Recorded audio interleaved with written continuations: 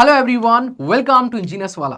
तो मेरे साथ हैं कृष्णा सर और आज इस वीडियो में हम लोग बात करेंगे सीबीटी 1 एग्जाम के ऊपर एसएससी जेईई 2023 में सीबीटी 2 से क्या फर्क पड़ने वाला है। हर एक बच्चा अभी से परेशान हो रहा है सर सीबीटी 2 के बारे में कि सीबीटी 2 में आपका जो पेपर है उससे हमें कोई नुकसान हो रहा है, फायदा हो रहा है। तो सारी चीजों के बारे में इस वीडियो में बात करेंगे और आज से थोड़ा सा एक छोटा सा एक डिस्कशन में करूंगा। सीबीटी 1 आपका वैसा ही है जैसा आपके पास पहले हुआ करता था CBT 1 in the assessee JEE 2023। बस यहाँ पे फर्क पड़ा है कट ऑफ का, जो कि जो यहाँ पे फर्क पड़ा है आपका नेगेटिव मार्किंग का, जो कि 1/3 अब हो चुकी है। पहले ये 0.25 यानी कि 1/4 हुआ करती थी, अब इसको बढ़ा करके 1/3 कर दिया गया है। इसका भी एक बहुत बड़ा रीजन है। लेकिन अब मुद्दा ये आता है कि सीबीटी 2 से इस एग्जाम के ऊपर क्या फर्क पड़ेगा। देखिए पहले क्या होता था, जब सीबीटी 2 आपका नहीं हुआ करता था, इसकी जगह डिस्क्रिप्टिव पेपर हुआ करता था, पार्ट 2 वाला जो पेपर था आपका, तो वहां पे कोई स्टूडेंट पूरा पेपर क्वेश्चन का आंसर लिख के आ रहा है और एक दूसरा बच्चा भी पूरे क्वेश्चन का आंसर लिख के आ रहा है। लेकिन जब उसमें कंपैरिजन किया जा रहा है तो किसी बच्चे को 0 मार्क्स मिला है और उसी क्वेश्चन में किसी बच्चे को 15 है। वहां पे थोड़ा सा मतभेद हो जाता है, बच्चे को लगता है कि डिपार्टमेंट हमारे साथ अनफेयर कर रहा है। बिल्कुल सर, बिल्कुल। लेकिन ये वाला जो अनफेयरनेस है ये पूरी तरीके से क्लियर हो चुका है। If you have attempt the question, if you have mark the question right way, if you have mark the right answer, then you will get the 3 out of 3 marks. क्योंकि paper 2 में आपका एक question अब 3 number का हो चुका है। तो अगर आपने सही क्वेश्चन को चूज किया, सही आंसर को चूज किया, तो आपको पूरे 3 नंबर मिलेंगे।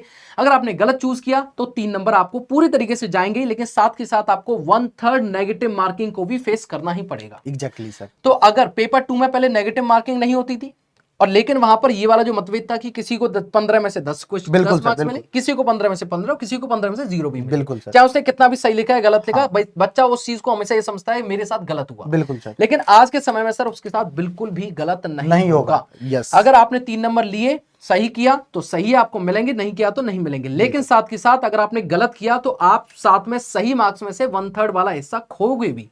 ये बात को आप ध्यान रखिएगा।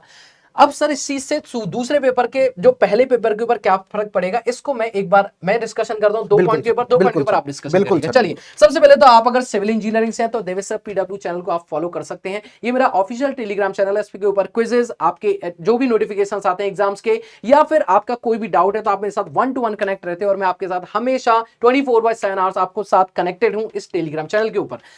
यहां पे सर सबसे पहले मैं आपसे एक बात करना चाहता हूं बेटा कि आपका यहां पे ना देखिए कैलकुलेटर अलाउ है पेपर 2 के अंदर, ठीक है। कैलकुलेटर जो अलाउ है पेपर 2 के अंदर, तो कैलकुलेटर अलाउ होने से क्या होगा, ठीक है। सीबीटी 2 में कैलकुलेटर अलाउ है, तो ये चीज एकदम क्लियर बता रही है आपको कि आपका जो अप्रोच है वो न्यूमेरिकल अप्रोच बहुत ही स्ट्रांग होना चाहिए।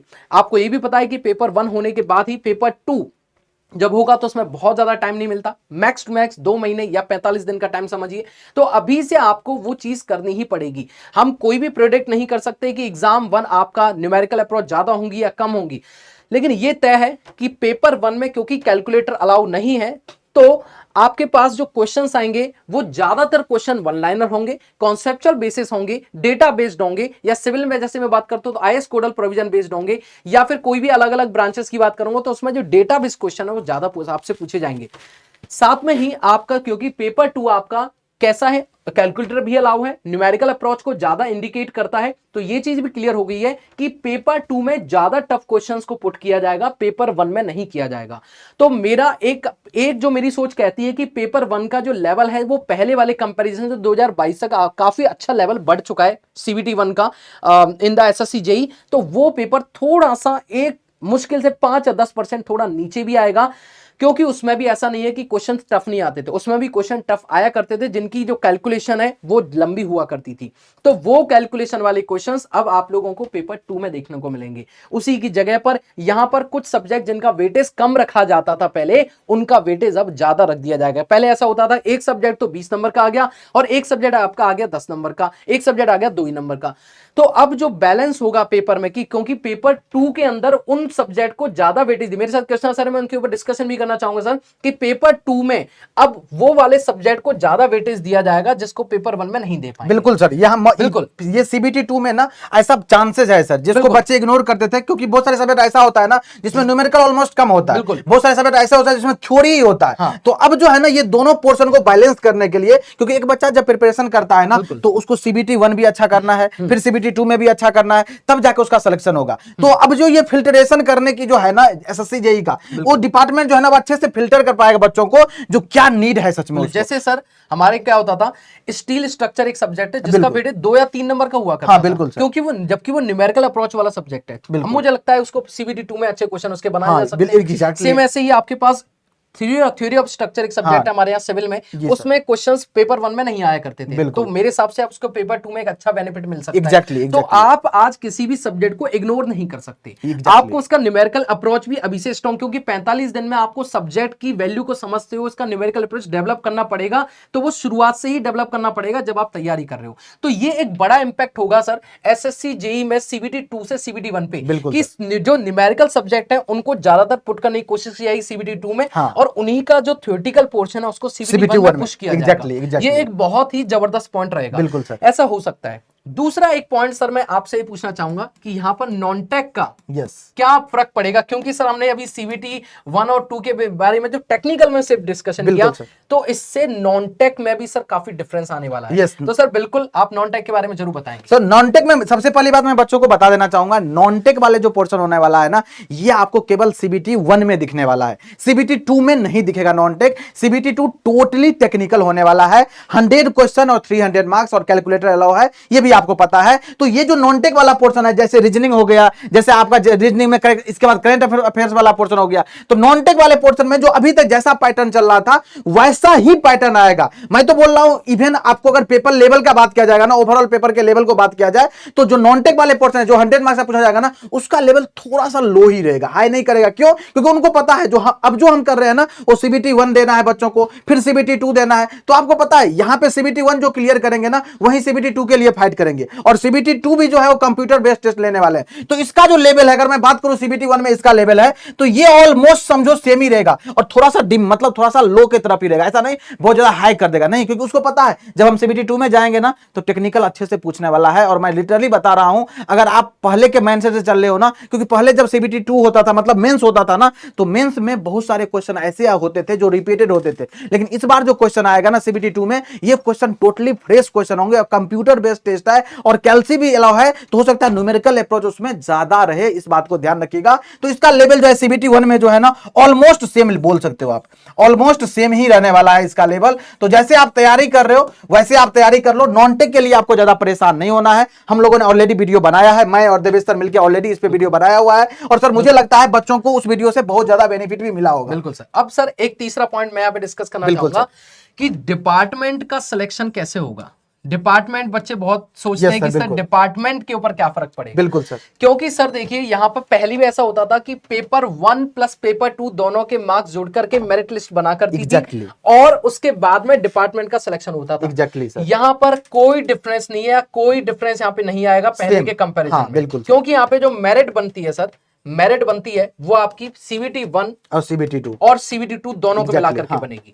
तो इसका मतलब आज भी मैं वही आपसे कहना चाहूंगा कि सीबीटी 1 में जितना हाईएस्ट स्कोर कर पाओगे उतना कर लेना, क्योंकि यहीं से आपकी असली मेरिट डिसाइड होती है। सीबीटी 2 में तो देखो सबके लिए नया है, सीबीटी 2 आपके लिए भी नया है, जो बच्चे का माइंडसेट अच्छा है, जिसको पहले से तैयारी करे उसके लिए भी नया है, और जो बच्चा फ्रेश अभी भी तैयारी स्टार्ट कर रहा है या अभी पास आउट है उसके लिए भी सेम रहेगा। बिल्कुल सर। तो सबके लिए ये काफी ज्यादा अनप्रेडिक्टेबल है, तो उसमें अभी सोचना बहुत टफ है। लेकिन सीबीटी 1 का पैटर्न, सीबीटी 1 में सब कुछ वैसा ही है जैसा पहले होता था, सिर्फ नेगेटिव मार्किंग को छोड़ के। तो यहां पे हाईएस्ट स्कोर करने की कोशिश करें। अगर यहां पे आपने हाईएस्ट स्कोर कर लिया तो आगे की पूरी कहानी आपको इसी के आधार पर है, क्योंकि सीबीटी 2 ऑब्वियस सी बात है बच्चा उतना स्कोर सर नहीं कर पाएगा जितना पहले स्कोर कर पाता था। पहले फिक्स क्वेश्चन था सर, पहले का एक कंपैरिजन और है कि पहले सिलेबस ना फिक्स हुआ करता था, मतलब फिक्स टॉपिक है का सर। हाँ, मोस्ट ऑफ बच्चे क्या करते थे, आईएएस के प्रीवियस ईयर के क्वेश्चंस को पढ़ते थे, और पिछला एसएससी जेईई के जो पुराने कन्वेंशनल पेपर होते थे उनको पढ़ के भी जाते थे। तो आराम से, अगर उनकी हैंडराइटिंग अच्छी है, उनका प्रेजेंटेशन अच्छा है, अगर उनका टाइम मैनेजमेंट अच्छा है, और साथ में उनके आंसर्स के अंदर क्लैरिटी है, स्टेप टू स्टेप है, तो वहां पर और टू द पॉइंट लिखा है उन्होंने, तो उनको मार्क्स अच्छे मिल जाते। बिल्कुल सर, ठीक है। लेकिन यहां पर सर मार्क्स निकालना बहुत ही टफ होगा, डिफिकल्ट है। बिल्कुल। और साथ में जो आपने अभी एक वीडियो हमने डाली जिसमें हमने बताया कि नंबर ऑफ फॉर्म्स कितने हैं, तो लगभग सर 5.5 से 6.25 लाख के फॉर्म लगभग जो कंप्लीटेड हैं। अभी तो बहुत सारे करेक्शन के बाद और कंप्लीट होंगे। तो जो फॉर्म्स हैं टोटल मिला के वो काफी एक बढ़िया कंपटीशन को क्रिएट कर रहे हैं। तो ये वाली चीज आपके माइंड में आ जानी चाहिए कि डिपार्टमेंट आपको अभी भी दोनों एग्जाम के ऊपर ही बेसिस मेरिट बनेगी, दोनों एग्जाम के मार्क्स को कनेक्ट किया जाएगा। तो सीबीटी 1 में जितना हाईएस्ट स्कोर कर पाओ उतना आप करने की कोशिश कीजिए। बिल्कुल सर, एग्जैक्टली। लास्ट एक टॉपिक है सर कि यहाँ पे कट ऑफ के बारे में काफी परेशान हो जाते हैं बच्चे। कट ऑफ जो यहाँ पे आएगी सर, वो कट ऑफ के बारे में अगर थोड़ी सी बात करें कि कट ऑफ यहाँ पे कितनी रहने वाली है सर। अगर मैं लास्ट 3 ईयर के बारे में देखूं कट ऑफ के बारे में, जैसे वीडियो ही बनाए थे अपन लोग, तो लास्ट 3 ईयर से अगर आप सीबीटी 1 का बात करें, जो प्रीलिम्स एग्जाम होता था ना, उसमें अगर कट ऑफ का बात करो तो धीरे धीरे डिग्रेड हो रहा है, घट रहा है, कट ऑफ घट रहा है। अगर मैं ये वर्ड बोल रहा हूं घट रहा है तो कोई बच्चा बोलेगा सर ऐसा कैसे हो सकता है? यस, क्योंकि पेपर का जो लेवल है ना, आप पेपर का लेवल बोलो या कॉम्बिनेशन ऑफ क्वेश्चन बोलो या जो क्वेश्चन को मतलब पजल करके जो डाल रहे हैं ना, उसमें जो बच्चे क्वेश्चन सेलेक्ट करें, जो भी रीजन हो, लेकिन पेपर जो है ना उसका लेवल धीरे धीरे अच्छा कर रहा है, ये बोल सकते हो। या आप ऐसा बोल सकते हो नंबर ऑफ स्टूडेंट जो है क्वेश्चन ही अटेम्प्ट नहीं कर पा रहा है, जो भी रीजन हो, लेकिन कट ऑफ जो ओवरऑल कट ऑफ का अगर बात करेंगे तो वो धीरे धीरे डिके हो रहा है। और सर क्या लगता है इस बार कट ऑफ क्या रहने वाला है? मुझे ऐसा लगता है सर, क्योंकि देखिए सीबीटी 1 और सीबीटी 2 दोनों की कंबाइंड कट ऑफ जाने वाली है। हाँ बिल्कुल सर। पहले सीबीटी 1 की एक कट ऑफ जाएगी, यस। तो इसकी जो कट ऑफ है इस बार थोड़ी सी कम रह सकती है। ये मैं श्योर नहीं बोल रहा हूं कि ऐसा रहेगा, लेकिन हम लोग सिर्फ बात कर रहे हैं उन मुद्दों पे। जैसे हम पुराने एनालिसिस आपसे भी शायद बेहतर हम लोग एनालिसिस को देखते हैं, तो शायद हो सकता है सीबीटी 1 की कट ऑफ पहले से कम जाएगी, क्योंकि ज्यादा स्टूडेंट को रखने की कोशिश की जाएगी यहाँ पे सीबीटी 1 के बाद में। Yes sir. तो सीबीटी 2 में उनको क्रीम चाहिए, तो सीबीटी 2 में क्रीम कैसे मिलेगी? जब हो सकता है बहुत सारे वो हर एक डिपार्टमेंट ये सोचता है कि सीबीटी 1 में ऐसा कोई भी डिजर्विंग कैंडिडेट ना रह जाए जो कि सीबीटी 2 में अपना बेस्ट परफॉर्म कर सकता है। तो सीबीटी 1 में आप जितना बेस्ट परफॉर्म करोगे डिपार्टमेंट तो उतना अच्छा मिलेगा ही, लेकिन साथ के साथ जब ओवरऑल कट ऑफ बनेगी आपकी, तो वहां भी आपको जो सही तरीके से जो आपको एकदम बाउंस बैक करेगी, आपको जो उछाल लेके आएगी आपके रैंक में, वो लेके आएगा सीबीटी 1। तो सीबीटी 1 चाहे आपकी कट ऑफ 100 जाएगी या 110 जाएगी या 130 जाएगी, ये सिर्फ एक चीज के ऊपर डिपेंड करता है, और वो है आपके पास में कि आपको मेरिट कौन सी लिस्ट मिल रही है, मेरिट लिस्ट में आपका नाम कितने ऊपर जाएगा।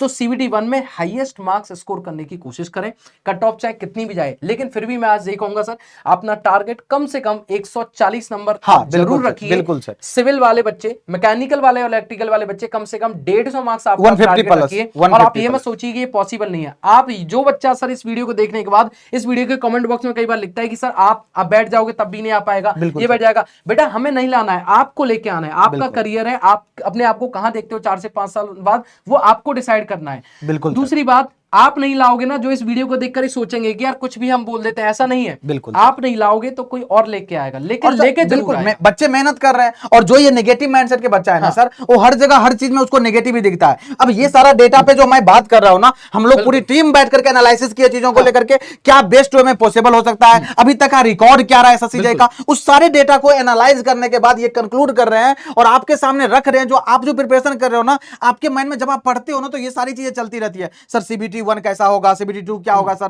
कट ऑफ कितना जाएगा सर, मेरा सिलेक्शन होगा कि नहीं सर, मैं पिछले 2 साल से तैयारी कर रहा हूं, कोई बच्चा हो सकता है जो फ्रेशर होगा, कोई बच्चा हो सकता है 3 साल से तैयारी कर रहा है। तो ये सारी चीजें आपके माइंड में चलता रहता है, और एक स्टूडेंट के माइंड में चलना चाहिए सारी चीजें। तो अगर चल रहा है ना, तो उसी का हम लोग सॉल्यूशन देने की कोशिश कर रहे हैं। जो ये है इसका सॉल्यूशन, आप इस वीडियो को देखिए, और आपको परेशान होने की नीड नहीं है। जैसे जैसे हम लोग बता रहे हैं उसको अच्छे से करते जाइए, डेफिनेटली आप बहुत अच्छा परफॉर्म करने वाले। ओवरऑल सर जो चीजें होंगी देखिए पढ़ने से होंगी। हाँ बिल्कुल सर। आप कंसिस्टेंट रहिए। डेली हमारे पास हजारों मैसेज आते हैं कि सर हम परेशान हो रहे हैं, डिमोटिवेट हो रहे हैं। बेटा ये सबकी लाइफ में फेस आता है, चाहे जिसने तैयारी पूरी कर रखी है या आपने पूरी तैयारी नहीं कर रखी है, आपने अभी स्टार्ट किया, सबकी लाइफ में ये फेसेस रहते हैं। लेकिन इन फेसेस से जब आप निकल जाओगे ना, तब आपको समझ में आएगा कि ये आप किसी और को भी सलाह दे पाओगे कि यार ये फेसेस तो सर हमेशा ही रहते हैं। तो उम्मीद कर रहा हूं कि हमने बहुत बेहतर बताने की कोशिश की है। फिर भी अगर आपको कुछ भी डाउट रह जाता है और अगर आप नेक्स्ट वीडियो किसी और टॉपिक पे चाहते हैं जहां परेशान हो रहे हैं, तो मुझे हमें कमेंट बॉक्स के अंदर जरूर बताइएगा।